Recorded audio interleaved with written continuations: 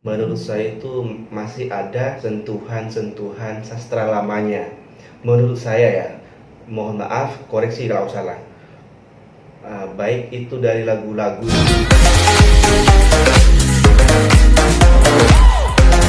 Mari menyusun seroja bunga seroja,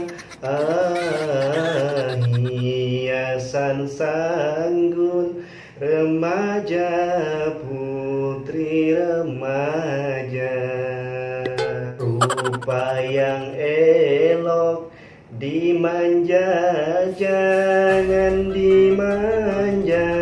Wah, bujala iya, oh saja sekedar saja.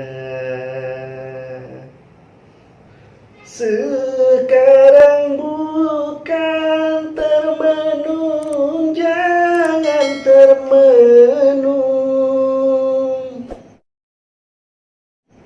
Sekarang bukan termenung, jangan termenung. Mari bersama, oh sayang, memetik bunga.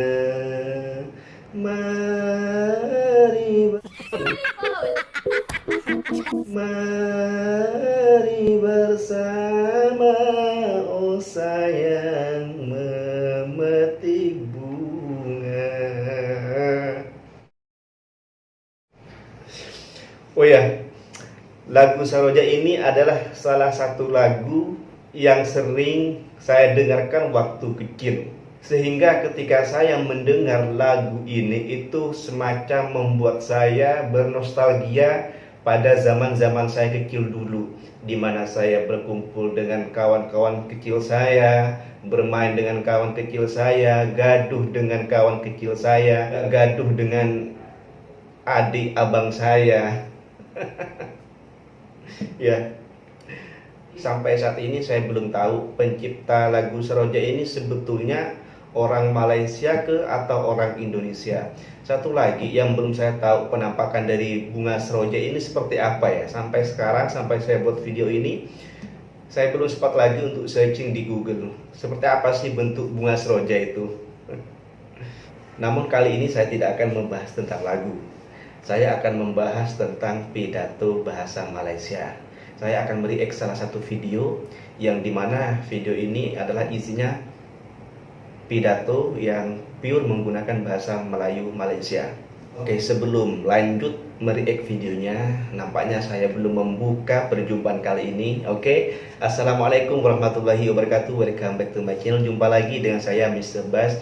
Apa kabar Anda hari ini? Semoga dalam keadaan baik-baik saja, sehat walafiat dan dimurahkan rezekinya. Amin ya rabbal alamin. Bicara bahasa Melayu.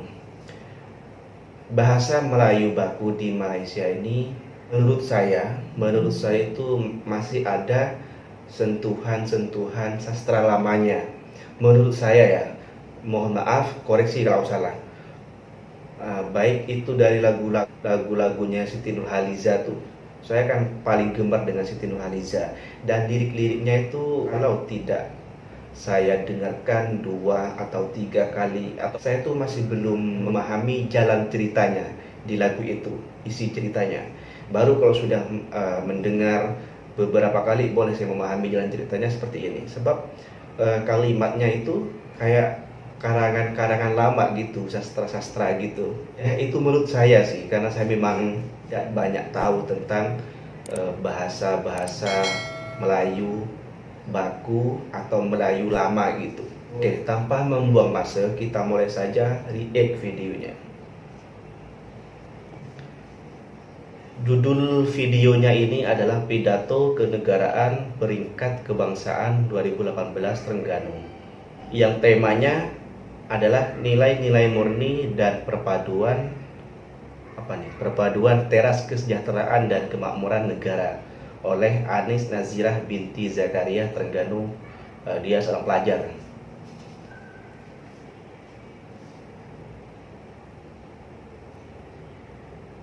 Di saat terletusnya letupan bom di Hiroshima dan Nagasaki, Jepun rebah tersungkur menyembah bumi. Mereka dikhabarkan memerlukan 100 tahun untuk membinanya semula.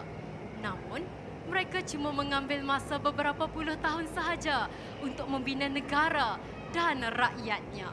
Malaysia pula sudah genap 61 tahun merdeka. Ranapkan itu apa ya? Pernah diranapkan oleh mana-mana negara. Tetapi, mengapa nilai-nilai murni dan perpaduan dalam kalangan rakyatnya masih berada di kelas ketiga? Bismillahirrahmanirrahim. Assalamualaikum warahmatullahi wabarakatuh. Salam sayang buat negaraku dan salam Malaysia baharu saya titipkan buat anda semua. Hadirin, firman Allah dalam surah Hujurat cukup indah. Apabila dia menciptakan kita, lelaki dan wanita, berbangsa-bangsa, bersuku-suku, untuk kita saling mengenali, menerima dan menghargai. Namun, Jap, kalau di bahasa Indonesia tuh kalau menyebut laki-laki itu pasti nanti gandengannya itu adalah perempuan, lelaki atau laki-laki dan perempuan. Sementara wanita ini disandingkan dengan perkataan pria. Jadi pria dan wanita atau lelaki dengan perempuan. Umumnya seperti itu kalau di Indonesia. Manusia cepat lupa. Bermula daripada peristiwa 13 Mei 1969 diikuti dengan Kampung Medan sehinggalah kini kita masih lagi melatah. Apabila kaum Cina mahukan haknya, kaum India masih berkeras kepala. Kaum Melayu berlagak sebagai penguasa. Lalu, wawasan 2020 inspirasi Tun Dr. Mahathir Mohamad akan direalisasikan oleh siapa? Bilakah kesejahteraan dan kemakmuran negara akan dikecapi oleh kita? Kita jangan pernah lupa, masa tak akan menunggu kita. Bangunlah anak bangsa, kita ubah Malaysia. Oleh itu, molek benarlah jika pada hari ini anda duduk semeja dengan saya, kita bincangkan semula nilai-nilai murni dan perpaduan, teras kesejahteraan dan kemakmuran negara. Hadirin, pada pagi yang indah ini, saya akan bentangkan kepada anda 5 kisah agar anda memahami hasrat bumiku Malaysia membentuk negara sejahtera dan makmur di mata dunia. Pertama, kisah pengajaran jatuh sesebuah negara kerana lenyapnya nilai murni dalam kalangan masyarakatnya. Oke, Jap. Saya sangat suka dengan pembawaannya. Dengan pembawaan dia berpidato, menyampaikan kata-kata, menyampaikan kalimat-kalimat tuh dengan penuh penekanan, dengan penuh ekspresi, sehingga itu secara tidak langsung akan membuat penonton terhipnotis, terpaku, membawa kita ingin terus mendengarkan apa yang dia sampaikan. Seperti saya, membuat saya lebih fokus lagi, tambah fokus untuk mengikuti apa yang dia sampaikan atau mendengarkan apa yang dia sampaikan. Kedua, kisah kepuraan rakyat kita bersatu menungkah dugaan melanda. Ketiga, kisah mencari semula nilai murni untuk disumbangkan kepada negara. Keempat, kisah manis kemakmuran kita pegang, pahit kehancuran kita buang. Dan kelima, kita akan menilai semula tindakan masyarakat Malaysia membentuk negara yang sejahtera dan makmur, kenyataan ataupun impian. Tak kala kita di sini merasa lenanya tidur di bawah bayangan bulan dan bintang, kita lupa. Suka sekali dengan kata-kata tadi tuh. Lena tidur di bawah apa tadi ya? Bulan dan bintang. Puitis banget. Pada kisah yang masih belum ada pengakhirannya. Dek kerana mendalamnya benci mereka, busuknya jiwa dan angkuh kedudukannya, rakyat Myanmar hilang kewarasan terhadap etnik Rohingya. Dulu mereka berbumbungkan langit yang sama. Namun kerana berbezanya agama nenek moyang, mereka lupakan kasih dan sayang mereka lenyapkan budi dan belas kasihan.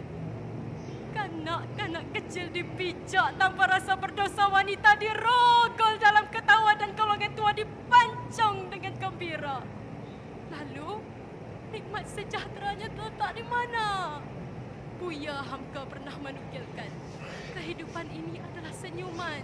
Senyuman yang mampu mendamaikan.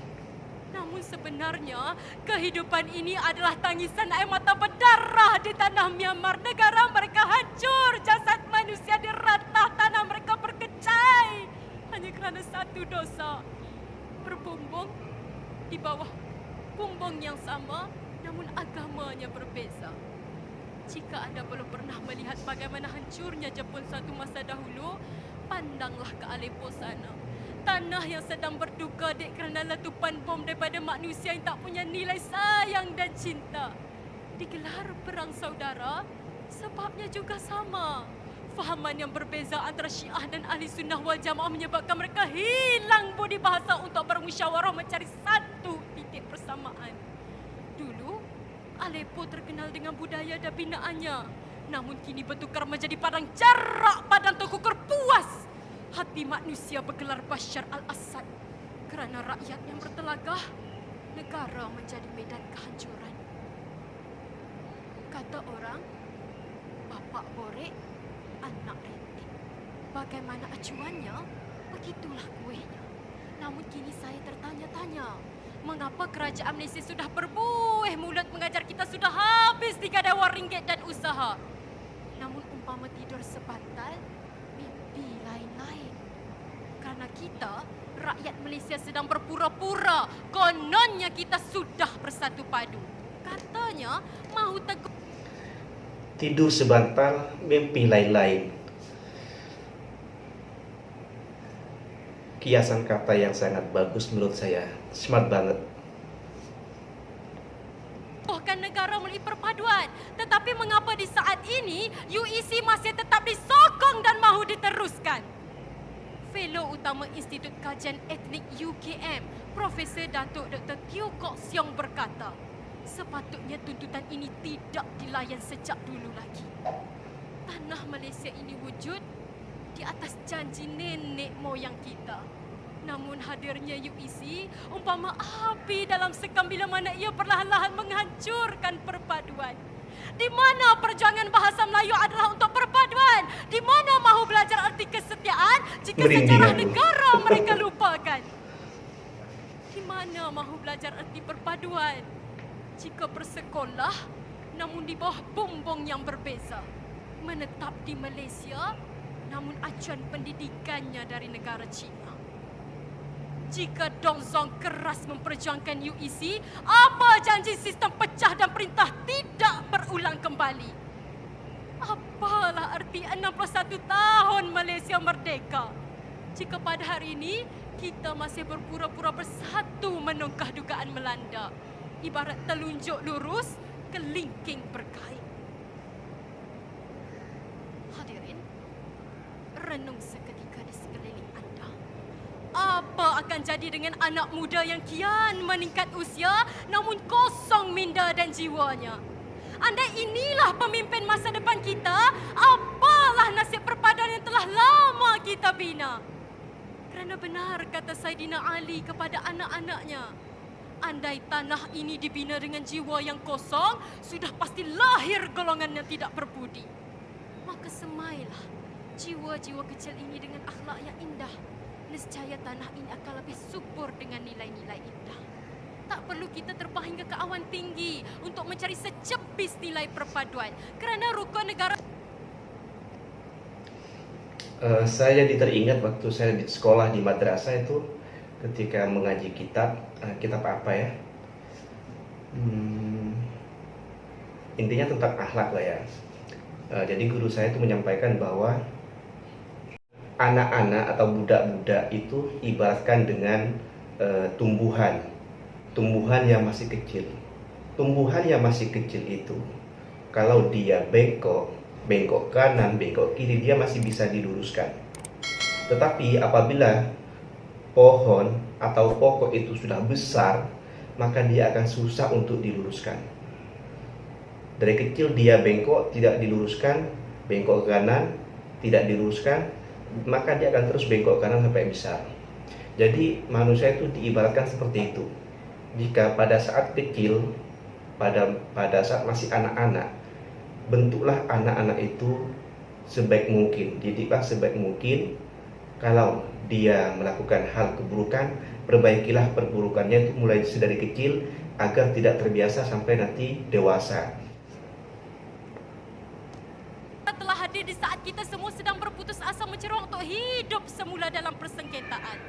5 prinsip ini tunjukkan dengan jiwa kita, zahirkan dengan perbuatan yang murni, dan hayatilah dengan penuh akal dan budi.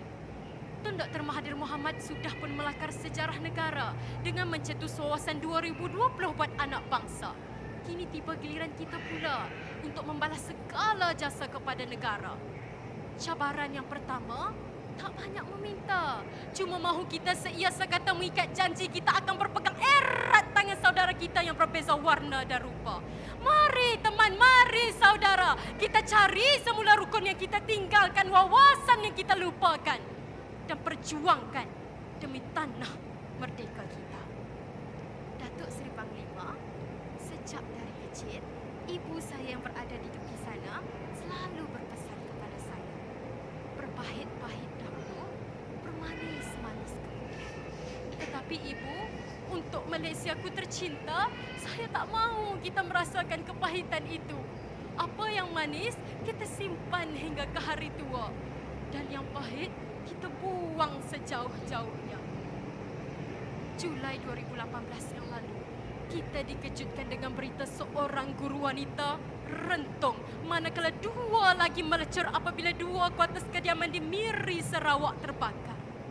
Meskipun berbeza agama dan bangsa, Catherine Janet Tiwi sanggup meredah api demi menyelamatkan rakannya, demi membuktikan nilai sayang dan cinta. Pengorbanan ini, ibu, akan saya ceritakan buat cucu-cucu ibu suatu hari nanti. Satu video dalam LRT telah tular dengan meluas di media sosial. Apa yang menyedihkan, rakaman ini adalah bahan kajian semata-mata. Namun realitinya, ia benar-benar berlaku di alam nyata. Nilai murni dalam kalangan masyarakat kita sudah tiada. Apabila seorang wanita mengandung, langsung tidak diberikan tempat duduk sedangkan dia sedang lelah membawa nyawa yang kedua. Sejak dari kecil, kita diajar cara menghormati, cara mengasihi. Namun di mana kita tinggalkannya? Saya pinta demi lebih. Ya, itulah yang selalu ditanamkan, tata krama yang baik gitu ya. Misalkan di dalam kendaraan, jikalau di situ ada seorang wanita yang sedang mengandung, dia berdiri, sebaiknya kita mengalah. Kita yang masih sehat, kita yang masih muda, kita yang masih boleh berdiri, mengalahlah demi wanita yang mengandung itu. Sebab dia selain membawa dirinya sendiri, dia membawa manusia baru, calon manusia baru di dalam kandungannya.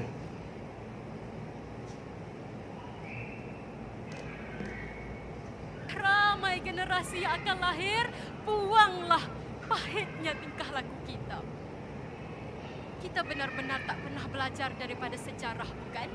Maharaja Romulus Augustus, Presiden wanita pertama Korea Pak Geun-hye, menanggung malu dibuang rakyat hanya kerana permainan rasuah. Negara mereka diambang kejatuhan tatkala pemimpin-pemimpin ini dibutakan dengan wang dan harta. Kita tidak pernah takut dengan kisah ini. Apabila bukan sahaja rakyat yang terlibat, tetapi pegawai kerajaan juga turut sama mencelik nama dalam kerjaya rasuah ini. Julai 2018 yang lalu, SPRM telah merekodkan 120 kes tangkapan rasuah berlaku. Bukan pada yang miskin harta, namun pada yang miskin nilai dan jiwanya. Sultan Nazrin Musrin Shah pernah bertitah, apabila kuasa digunakan kepentingan untuk memenuhi kepentingan diri dan bukan amanah untuk mengimarahkan bumi Allah, maka runtuhlah kerajaan itu. Apa salah negara kepada kita sehingga kita tekar menconteng arang kepada Malaysia? Selain itu, dada-dada akhbar tak pernah lekang dengan kisah sandiwara ayah, abang, mahupun datuk. yang menghancurkan seri manis putri keturunan mereka. Kata mereka, biar rosak di tangan aku daripada di tangan orang lain. Hancur hati ini hadirin. 80% kanak-kanak di Malaysia menjadi mangsa seksual sebelum usia 18 tahun. Dan Jun 2017, akhbar utusan melaporkan 174 kes bayi dibuang dengan kejam di Malaysia. Cukupkah nilai-nilai ini untuk kita bina negara yang sejahtera? Simpan angan-angan itu. Jangan terus dibuat mimpi lena buka mata kita. Rangkumannya hadir. Ya, sangat menarik sekali ya apa yang dia sampaikan melalui pidato itu, dan betul-betul kita terhanyut dalam persembahan dia, persembahan dalam artian apa yang dia sampaikan melalui pidatonya itu, gerak-geriknya, ekspresinya, gestur tubuhnya, penekanan-penekanan tiap-tiap kalimat dan katanya itu membuat kita itu betul-betul terbawa dengan suasana-suasana yang coba dia sampaikan ke kita untuk membayangkan suasana-suasana itu dengan percontohan-percontohan di masa yang lalu.